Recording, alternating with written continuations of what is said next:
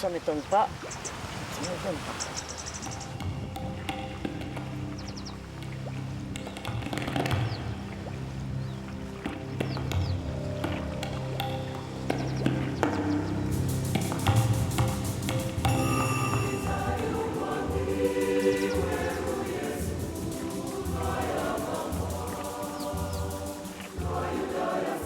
Selon le serment d'Hippocrate, tout médecin jure d'être fidèle aux lois de l'honneur et de la probité dans l'exercice de la médecine, en donnant des soins gratuits à l'indigent et en n'exigeant jamais un salaire au-dessus de son travail.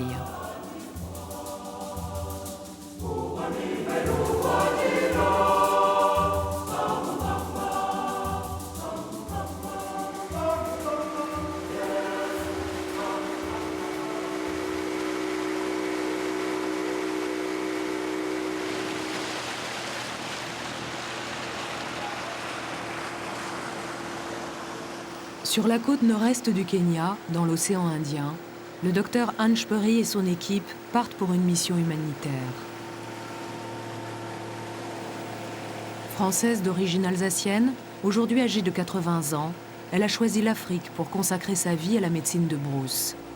En travaillant à la Fondation pour la médecine et la recherche en Afrique, l'AMREF, elle n'a eu d'autre priorité durant les années passées sur le continent noir africain que celle de soigner, de soulager et d'apporter du réconfort à des populations pauvres, géographiquement très isolées. Là. Voilà. Thank you. Jambo. Ambari. Jambo. Jambo. Jambo.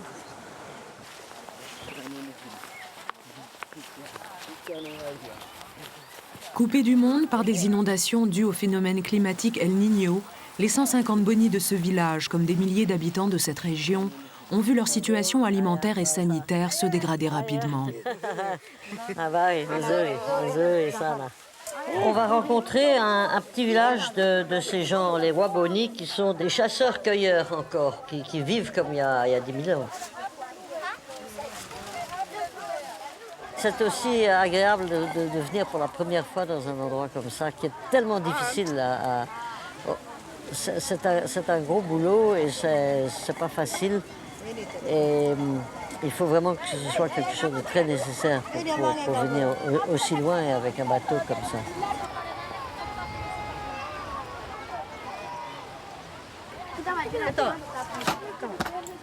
Le docteur Speury est le premier médecin à se rendre sur place depuis des mois. Mères et enfants sont prioritaires. Ils sont les premiers à subir les conséquences d'une telle situation de précarité. Normalement, je vais dans des endroits où il n'y a pas d'autre service médical, que peut-être 3 ou 4 fois par an, je viens faire les vaccinations et je fais naturellement des visites médicales et j'expédie à l'hôpital de Lamou ou ailleurs ceux qui ont besoin d'opérations ou s'ils ont la tuberculose, il faut qu'ils aillent faire traiter à l'hôpital, etc. Et alors là, je fais un peu de triage et j'envoie les gens là où il faut qu'ils aillent. Voilà, pour le sana.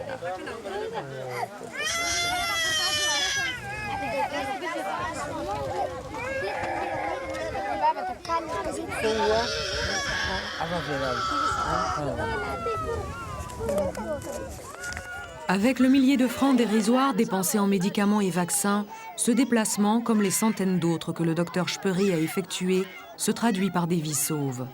Pour les enfants, qui n'ont pas d'existence administrative, les fiches de santé qu'elle remplit deviennent les seules preuves légales de leur naissance. Now, another one.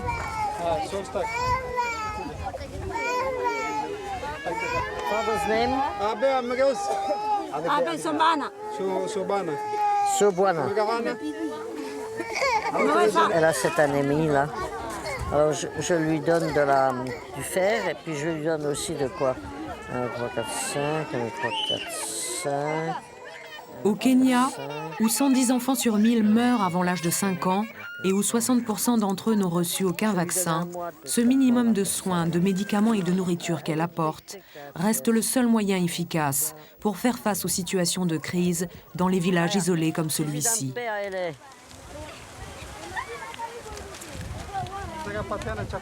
Tout le monde parle maintenant de le progrès, les plus grands hôpitaux et tout. Et il faut revenir à améliorer la médecine dans les endroits les plus reculés, c'est-à-dire avoir des petits dispensaires qui sont adéquats, qui soignent les maladies qui vraiment tuent les gens à cet endroit-là. Je pense qu'il y a toujours la place pour avoir des médecins aventuriers et des médecins qui n'ont pas peur et qui amènent la médecine là où elle est nécessaire.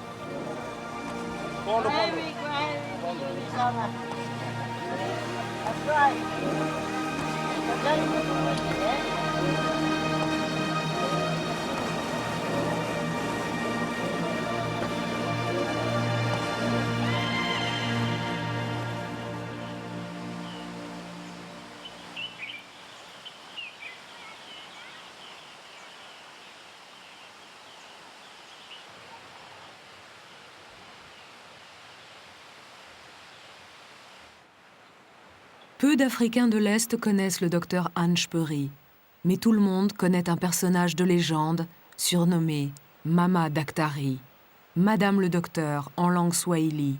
C'est sous ce nom qu'elle est devenue une des pionnières de la médecine humanitaire en Afrique.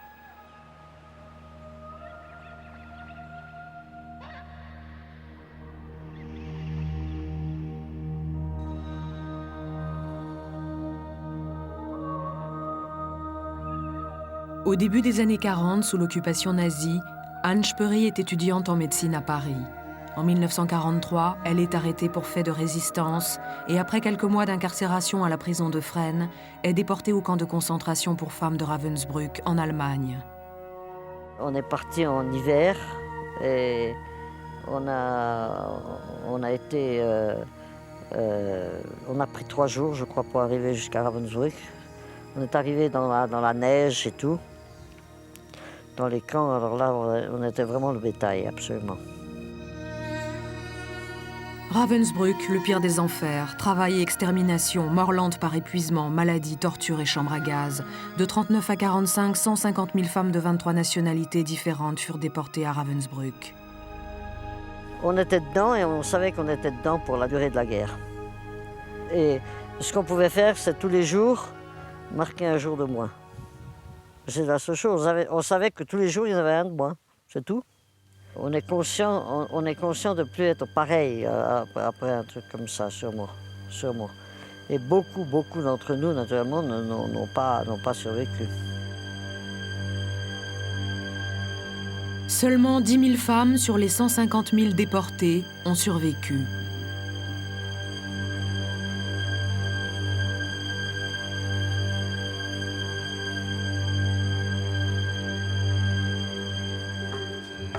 Anne Shpery est sortie de Ravensbrück dans un convoi de la Croix-Rouge le 25 avril 1945, presque 2 ans jour pour jour après son arrestation.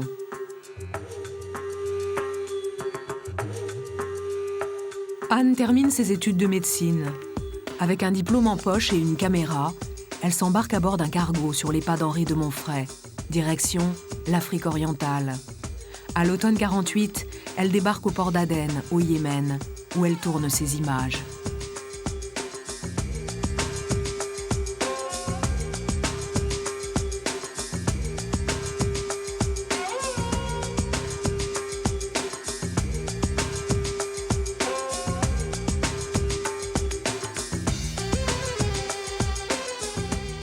À l'hôpital civil d'Aden, elle remplace pendant quelques mois la seule femme médecin. Elle soigne les princesses des harems et les pèlerins en route pour la Mecque. Elle gagne ensuite l'Éthiopie. Déçue de ne pas trouver un poste de médecin, femme dans ce pays, elle arrive au Kenya. J'ai décidé d'aller voir un petit peu ce qui se passait au Kenya avant de rentrer en France. Et là, j'ai trouvé un pays qui était bien développé, où on avait besoin de médecins, où il était facile de s'installer. J'ai fait des amis là-bas et j'ai décidé de venir m'installer au Kenya.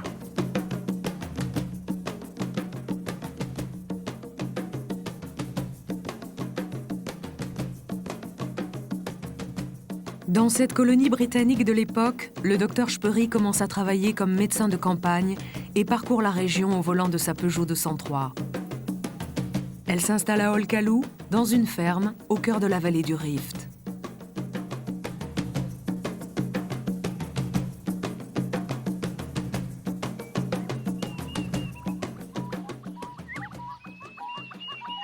Un an après son arrivée, éclate dans cette région une révolte sanglante qui va changer l'histoire du Kenya. Anne doit apprendre à vivre armée 24 heures sur 24.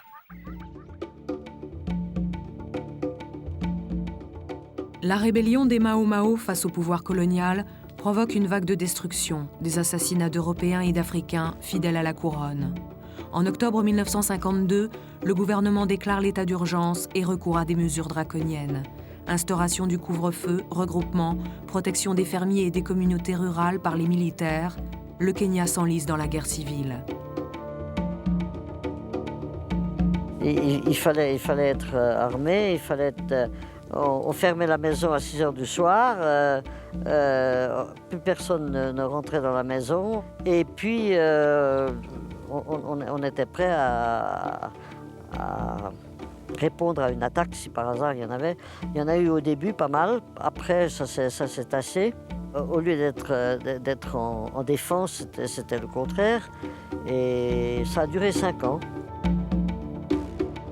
Le docteur Speury continue son travail de médecin durant le conflit et s'engage avec sa caméra aux côtés des patrouilles d'autodéfense organisées dans la région d'Olkalou par la police de réserve. Après 5 années de combat, les Mau Mau sont vaincus.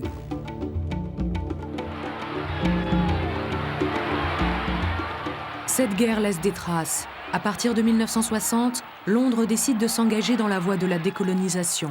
Jomo Kenyatta dirige le premier gouvernement africain du Kenya.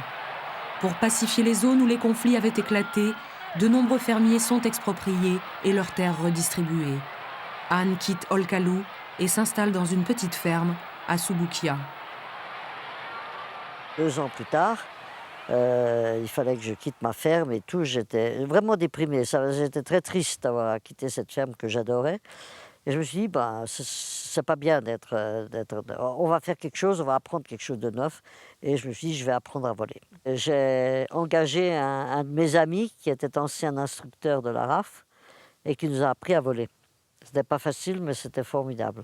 À l'époque, la communauté est-africaine était vraiment une communauté. On échangeait la même monnaie et tout, et on n'avait pas besoin d'avoir des papiers, des permis, des passeports pour aller d'un pays à l'autre.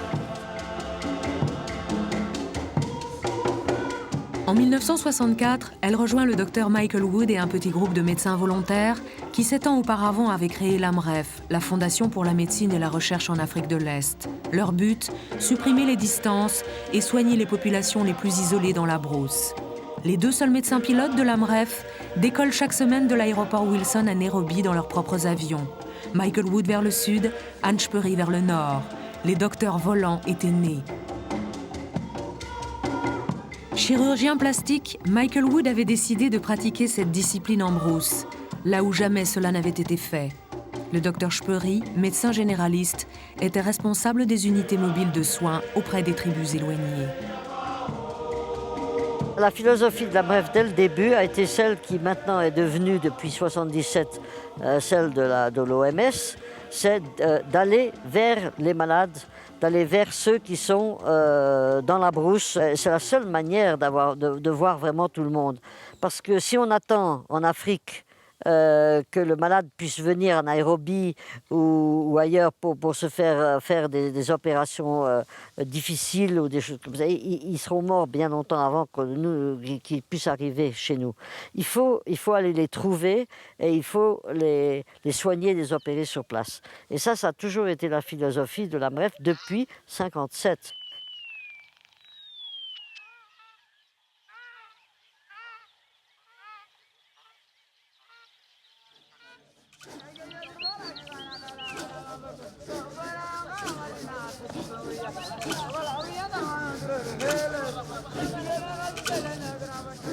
Les 150 000 Maasai du Kenya étaient totalement ignorés du temps de la colonisation. Ce peuple très orgueilleux, fier d'un passé où il dominait les autres par sa bravoure et son esprit militaire, fut certainement celui qui accepta le plus difficilement la présence et l'intervention des médecins de l'AMREF. Ce n'est qu'après le succès d'une opération chirurgicale effectuée sur l'un d'entre eux par Michael Wood que l'AMREF a pu élargir son champ d'action sur tout leur territoire. Ces images ont été tournées par le docteur Speury lors d'une de ses premières visites chez les Maasai. Elle est l'un des premiers médecins à avoir gagné leur confiance. Ils l'appelèrent Mama Daktari.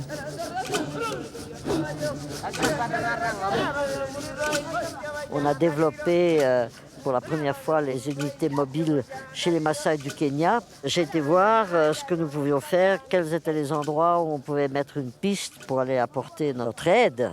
Mais on a vraiment quadrillé tout le Maasai, la région du Maasai du Kenya. Il y a au moins 11 pistes qu'on a placées dans des endroits qui sont maintenant devenus des vrais centres avec un dispensaire et puis probablement un endroit où on peut avoir de l'eau, etc., tout ça.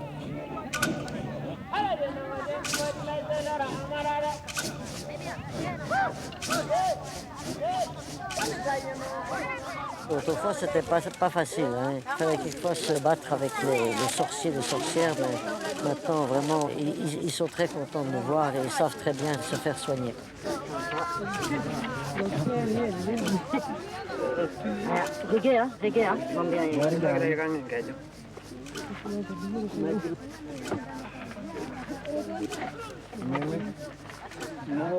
Le trachome est le principal fléau qui touche les Maasai. Cette conjonctivite infectieuse transmise par les mouches qui pullulent autour de leur bétail les rend aveugles. Depuis 35 ans que le docteur Speury travaille avec la communauté Maasai, elle a créé des liens très forts avec ces populations.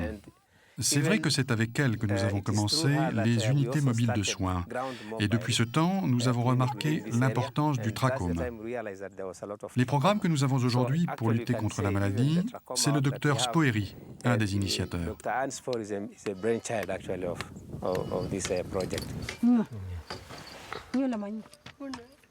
L'AMREF a mis en place un vaste programme éducatif et préventif dans chaque communauté pour éradiquer le trachome. Pour être mieux accepté chez ces guerriers, la Fondation recrute des médecins comme le docteur Sokoy, lui-même Maasai.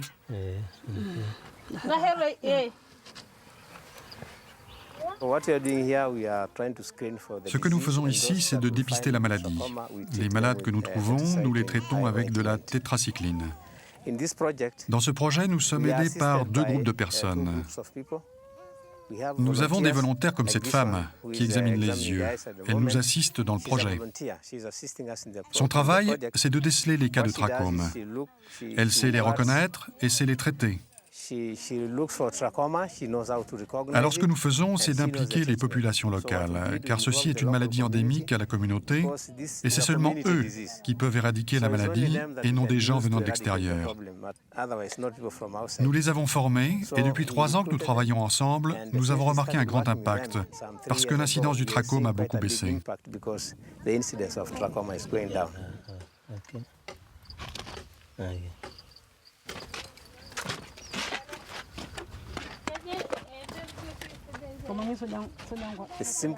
Voyez une hygiène très simple, comme se nettoyer le visage et maintenir propre l'habitat. C'est quelque chose à leur portée et c'est le plus efficace pour combattre le trachome.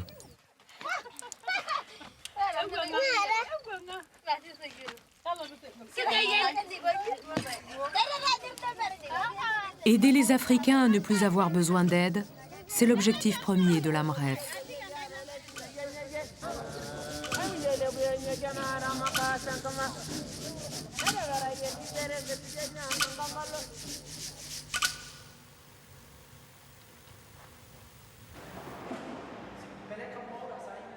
Cette aventure humaine de quelques pionniers est devenue la plus importante organisation sanitaire privée africaine.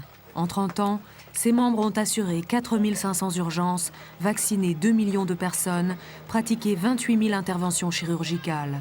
Avec un effectif de plus de 500 personnes, dont 95% d'Africains, la Fondation gère plus de 140 projets de développement. Elle est devenue l'unique espoir d'assistance médicale pour des millions d'habitants des zones les plus défavorisées dans 6 pays d'Afrique. Du groupe initial, Mama Daktari est le dernier médecin en activité au Kenya. Retraitée depuis 2 ans, elle a gardé un poste de consultant et la volonté de continuer à travailler. Ce qu'il faut, c'est faire ce qu'on peut soi-même. C'était ce que faisait Michael Wood, c'est ce que nous essayons de faire à l'AMREF, de ne pas avoir des buts trop lointains, trop difficiles. Par exemple, je pense que le but de l'OMS qui disent la santé pour tous en l'an 2000, ce n'est pas des buts qu'on peut vraiment faire. Je pense qu'il faut améliorer, que la vie soit meilleure en l'an 2000.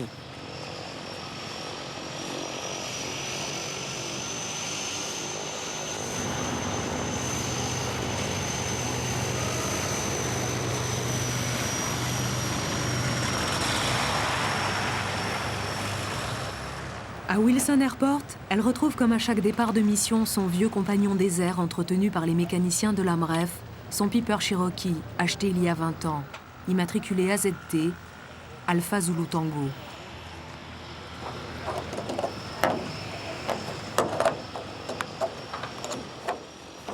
Elle doit accepter la présence d'un copilote à ses côtés pour obtenir le précieux certificat médical qui l'autorise à piloter.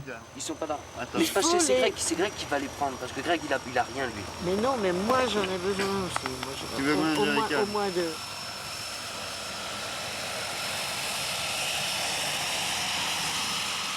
Une fois que j'ai appris à voler, que j'ai eu mon avion, j'ai eu la vraie liberté de pouvoir aller partout, à n'importe quand. Je vais aller à la côte, bon, ben je mets l'essence qu'il faut dans l'avion, je regarde que tout est en ordre, et puis hop, on y va. Et en 2 heures, on est à la côte. Mais c'est pas si facile en Europe. Naturellement, il y a toutes sortes de règles, de règlements. Ici, on a vraiment encore la liberté du ciel.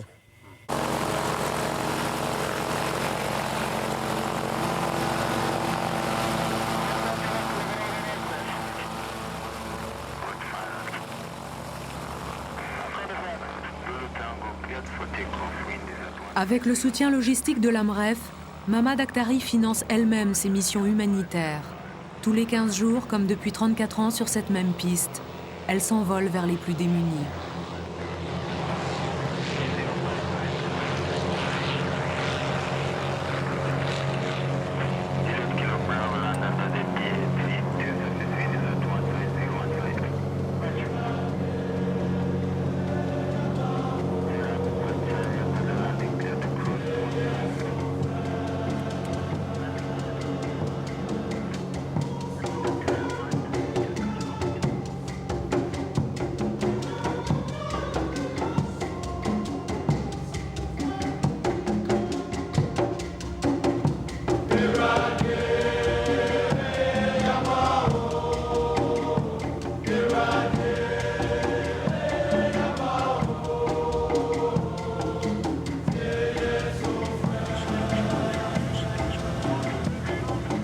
Anne a commencé à voler très tard, à 45 ans. Mais avec presque 10 000 heures de vol, il n'y a pas un coin, pas une région d'Afrique de l'Est que Mama Daktari n'ait survolé ou visité.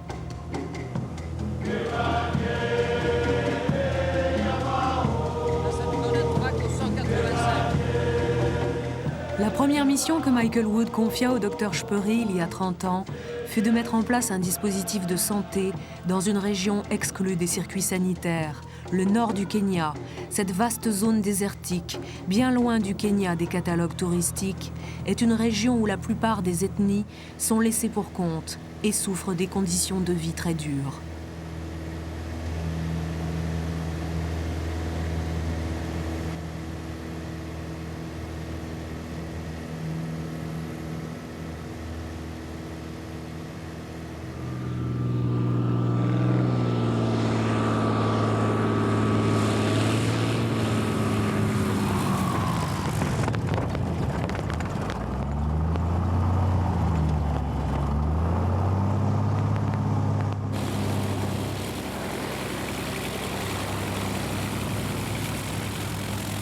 Après 1h30 de vol, Corps, la première escale, pour livrer médicaments, matériel sanitaire et démarrer son safari médical. Hello. Father George, hi. Nice to see you. Les premiers à s'installer dans ces contrées inhospitalières furent des missionnaires. l'AMREF a su utiliser les missions pour créer des dispensaires. Mama Daktari a été pionnière en aidant à développer ces postes avancés de survie en même temps qu'elle formait les religieuses aux soins d'urgence.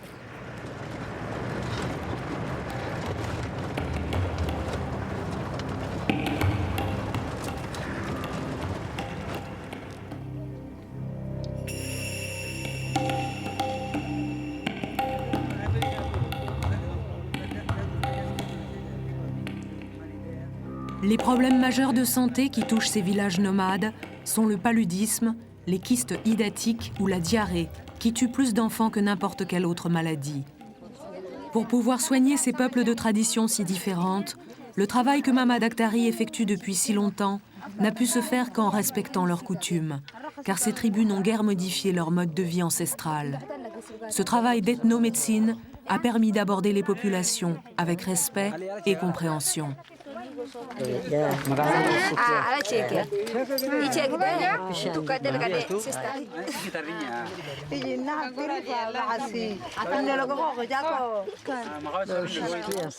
Pourquoi on est malade et la vue de la maladie, du bien-être, de la bonne santé est très différent, particulièrement ici en Afrique de l'Est. Quand on est malade, quand on ne se sent pas bien, quand il y a quelque chose, il y a quelqu'un qui vous veut du mal.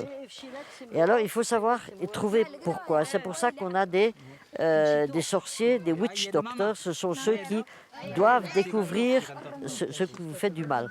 Ça ne veut pas dire qu'on ne peut pas aller chez le dispensaire du coin et avoir des bons médicaments. Ces médicaments marcheront beaucoup mieux si le malade pense qu'il s'est mis en règle avec la cause profonde qui est une cause du mal.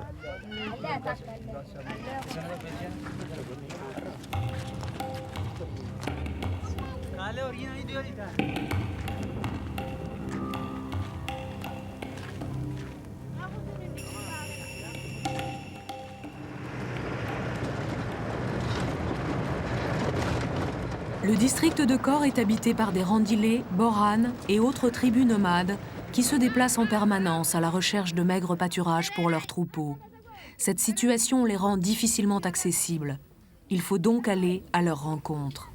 Dans cette région désertique, considérée comme une des plus chaudes de la planète, c'est le petit coin d'ombre qui détermine le lieu de la consultation.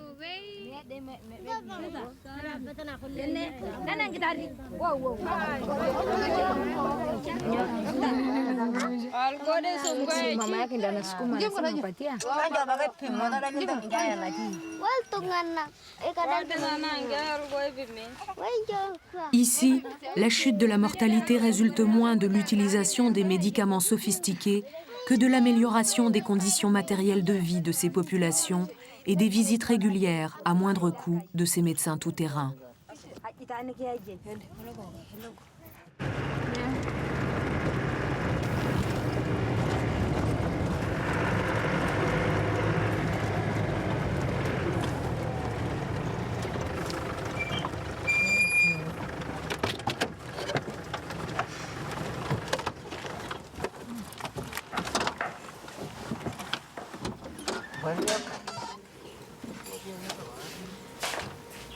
La journée est loin d'être terminée. Les cas urgents, exigeant une intervention médicale, attendent Mama Daktari au dispensaire. Si on veut que les choses marchent, il faut de temps en temps montrer qu'on veut absolument que ça marche. Alors comme par hasard, ça marche. Et pour ça, il faut seulement quelquefois hausser la voix.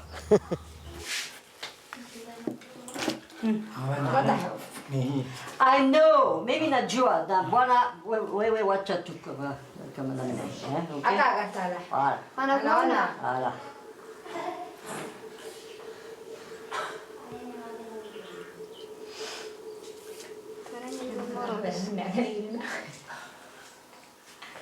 Voilà.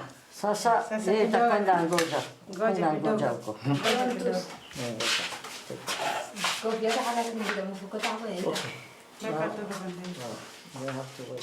L'AMREF fournit les médicaments et le matériel essentiel.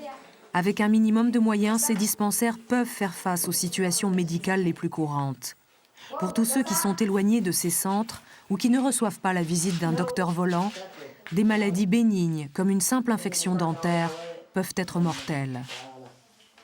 Voilà. Ça, même takata kidogo, randi ya meno. Ça, c'est très important d'enlever de décrocher un peu le périos, parce que sans ça, on a la peine à enlever. Parce que ces molaires sont, ces gens ont souvent des molaires extrêmement bien accrochés. Alors, je suis très heureuse quand je suis arrivée à les enlever, mais je ne suis jamais sûre.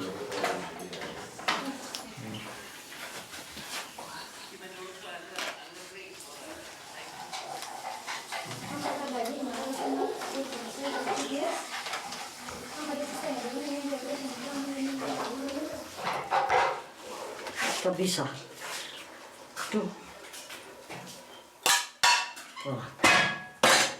Puis now, good job. Tatia, ouais. Si. Voilà.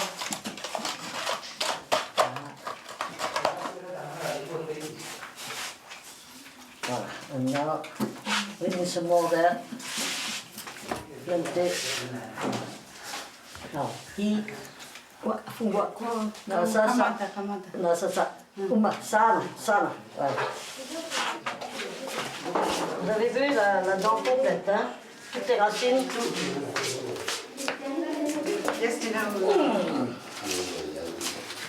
Voilà. Combien vous avez arraché comme ça? Des centaines. Des centaines. Quand je suis arrivée ici, je me suis rendu compte qu'il fallait que je puisse tirer les dents. Et j'ai été demander à mon dentiste un certain nombre de tuyaux. Et quels sont le genre de... where's my Une journée ordinaire de travail pour Mama Daktari, comme des milliers d'autres. Après avoir consulté une trentaine de personnes dans la matinée, extrait des dents à 2 patients et réalisé des soins curatifs sur 5 autres, elle reprend l'avion pour continuer sa tournée, plus au nord.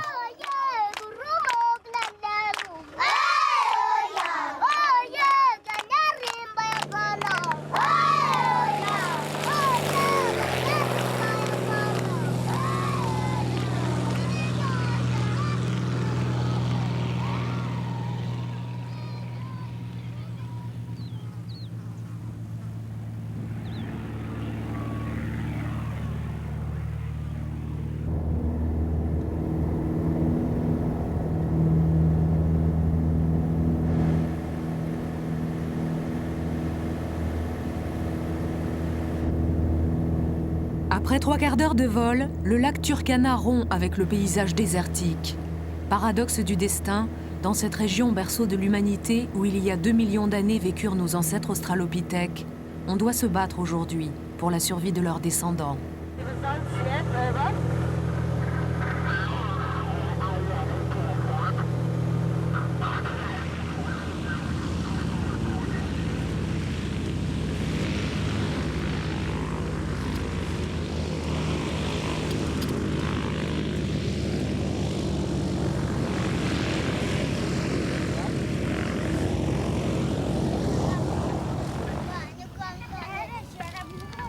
Autour de l'oasis de Loyan Galani, au fil du temps, 10 000 Samburu, Turkana, des pasteurs nomades, se sont progressivement sédentarisés. Ici, comme au Kenya, plus de la moitié des habitants vivent avec moins de 5 francs par jour. 1/4 des enfants souffrent de malnutrition. La collaboration entre l'AMREF, Médecins sans frontières et d'autres organisations non gouvernementales permet d'assurer un minimum de ravitaillement pour éviter le risque de famine. Mais les visites régulières de Mama Daktari depuis 30 ans restent un maillon essentiel pour la survie de ces populations.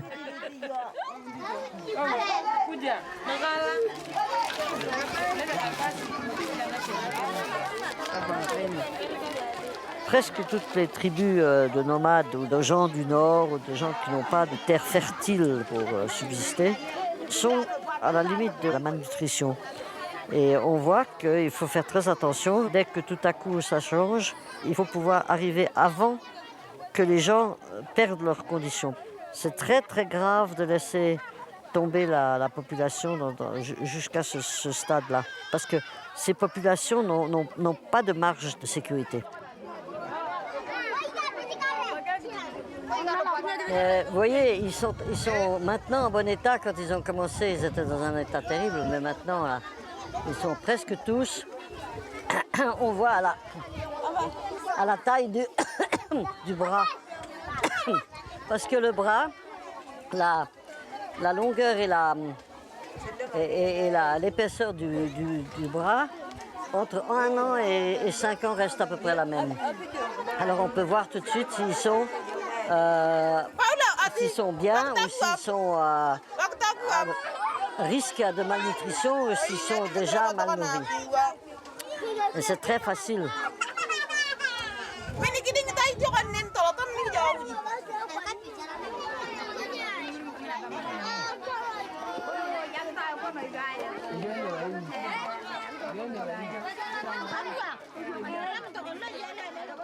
On sait ce que c'est d'avoir faim, d'avoir rien à bouffer, de gratter, de ramasser par terre toutes les miettes. Mais c'est quelque chose qui m'a donné le désir, la force d'améliorer la nutrition et d'empêcher ces populations de sombrer dans la famine.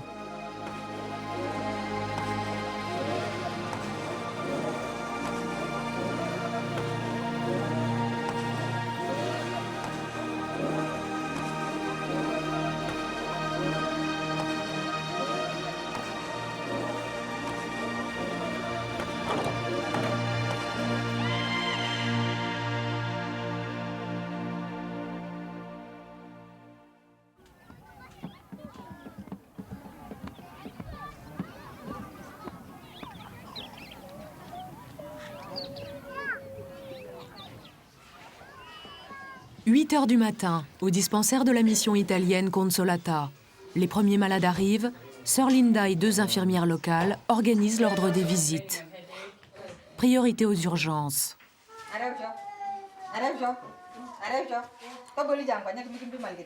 Now, how long has she been sick for? She was just brought this morning. Now, how long has she been sick for? Yeah.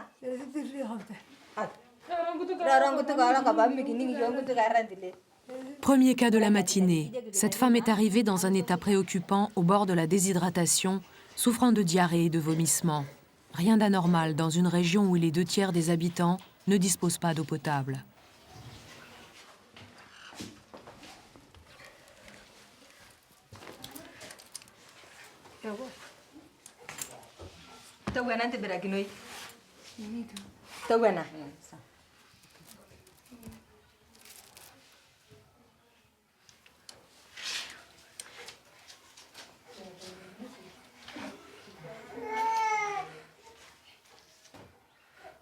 Les Cili dont on dispose au dispensaire sont très utiles dans des cas comme celui-ci. Une perfusion, des antibiotiques et quelques jours de repos suffiront pour sauver cette femme.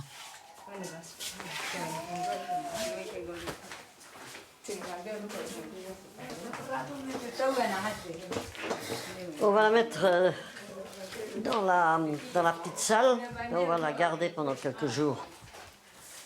Parce que il vaut mieux qu'elle reste ici, qu'elle soit soignée ici, ils ont de quoi le faire et puis on verra.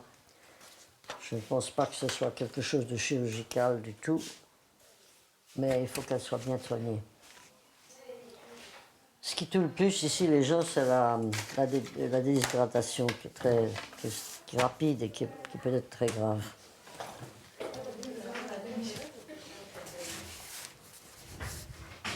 I put it on. And amoxil, voilà.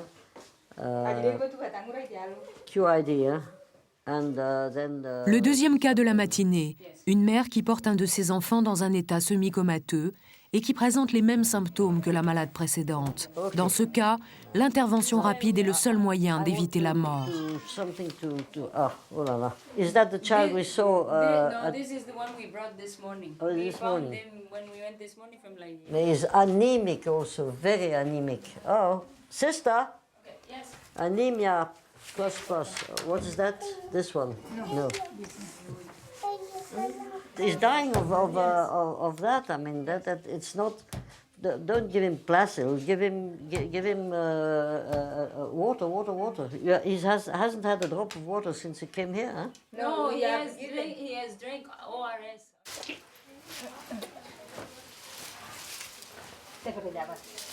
Au cours de la matinée, d'autres enfants sont transportés au dispensaire dans un état critique, avec des symptômes identiques au cas précédent.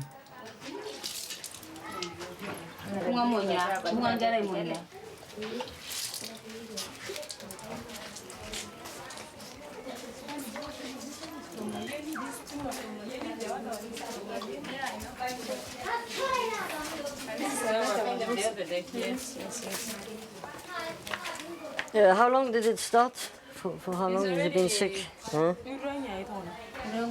Huh? 3 days, and this one?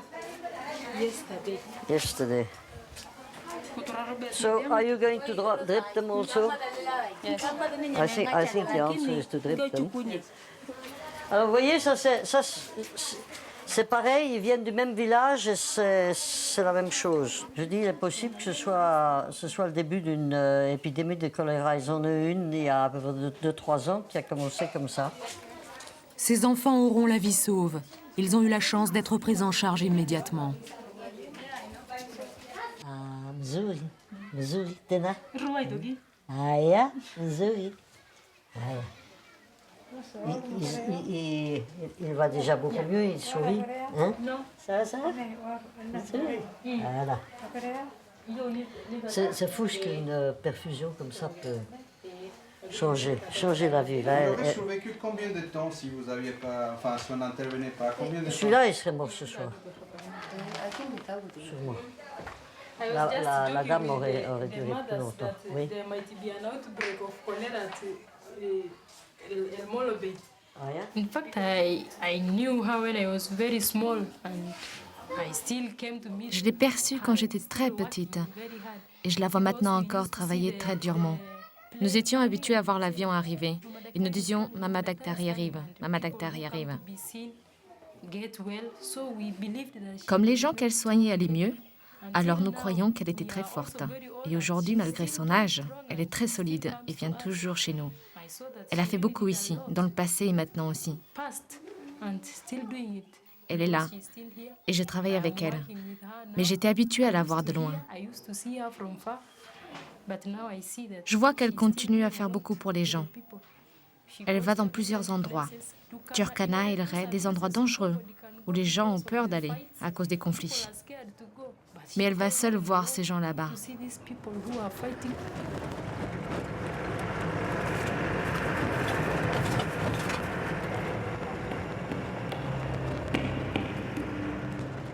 Le risque d'une épidémie de choléra change le programme de Mama Daktari. Le choléra se répand très vite et tue en peu de temps. Elle décide d'aller dans un petit village de pêcheurs au bord du lac Turkana qu'elle connaît très bien. Tous les malades viennent de cet endroit.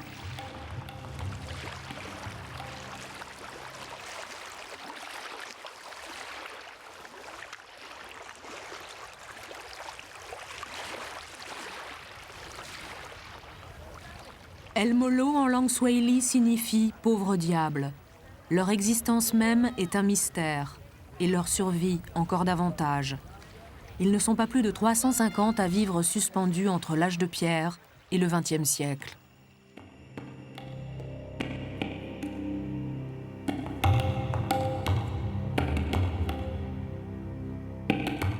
Mama Daktari a été le premier médecin à venir à El Molo Bay, à leur apporter médicaments et soins.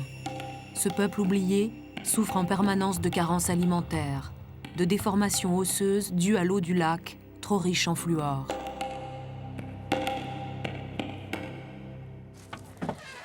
Good. Alors, ça va, Harry? Ça va?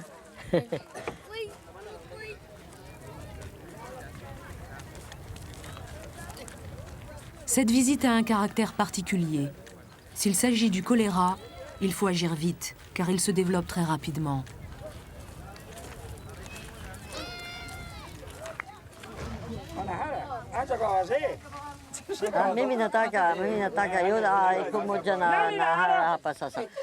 Ils vont amener ceux qui sont malades, ceux qui ont de la diarrhée, parce que c'est la chose la plus importante à faire, c'est de découvrir de quoi vient cette épidémie.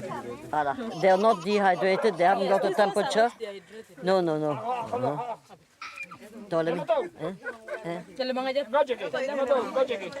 Have you taken the stools from the others? Yes.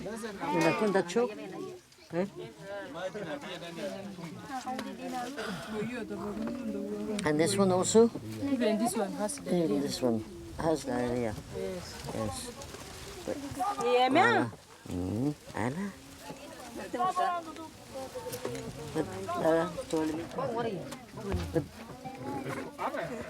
Also ate some maize or what? Il y a l'histoire, c'est qu'on leur a apporté du maïs et qu'ils ne peuvent pas le cuire pratiquement. Ils le mangent cru et ils ont des flatulences et un estomac absolument dur comme de la pierre. Mais ça, ce n'est pas du tout comme les autres qu'on a vus ce matin. Hein. Ils n'ont pas de fièvre, ils ne sont pas déshydratés et ce n'est pas la même chose que ce qu'on a vu ce matin. Alors on va voir.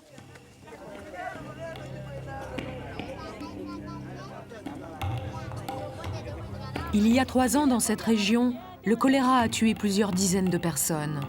En prévision d'une nouvelle épidémie, l'urgence est de faire analyser les prélèvements pour connaître exactement la souche et le type de maladie qui touche les gens du village. On peut alors appliquer les traitements préventifs et curatifs qui vont empêcher le fléau de se propager.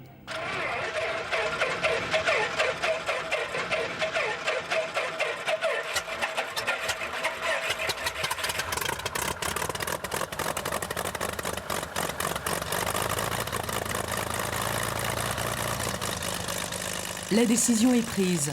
La tournée se termine là. Un retour urgent à Nairobi s'impose pour ramener les prélèvements au laboratoire central de recherche de l'AMREF.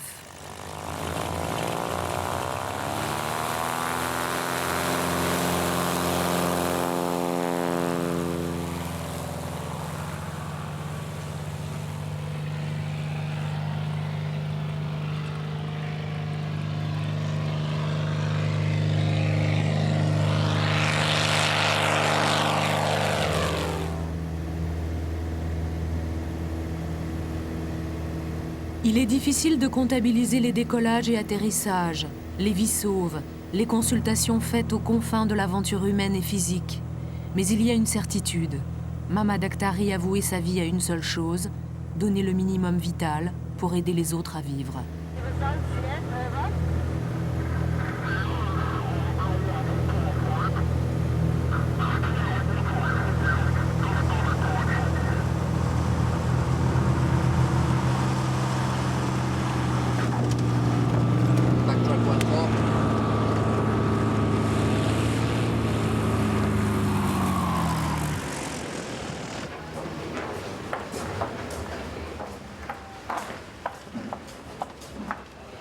Sans perte de temps, Anne quitte directement l'avion pour apporter les prélèvements. Une centaine de mètres séparent la piste du siège de la Fondation.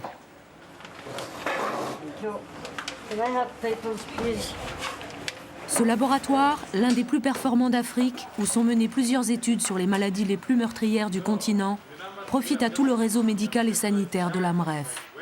Le résultat des analyses est formel. Il s'agit bien du choléra. Loingalani from Foundation. Erot, Lewa. There are no pathogens. But the other 4 are positive for Vibrio cholera, serotype Inaba.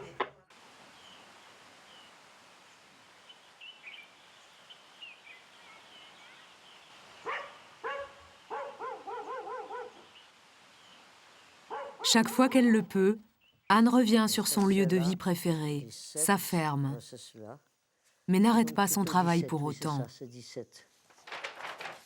Avec son radioémetteur relié aux 120 stations du réseau de l'AMREF, elle continuera à guider l'équipe du dispensaire de Loyangalani et à tenir la Fondation informée de l'évolution de l'épidémie. Subukia calling Foundation Control. I've got the sister at Wamba. Apparently there are now over 23 cases of diarrhea.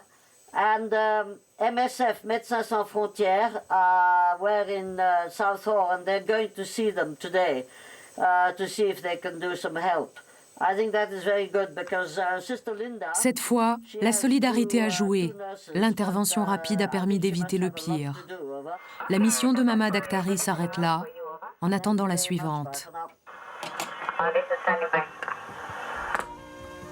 Voilà.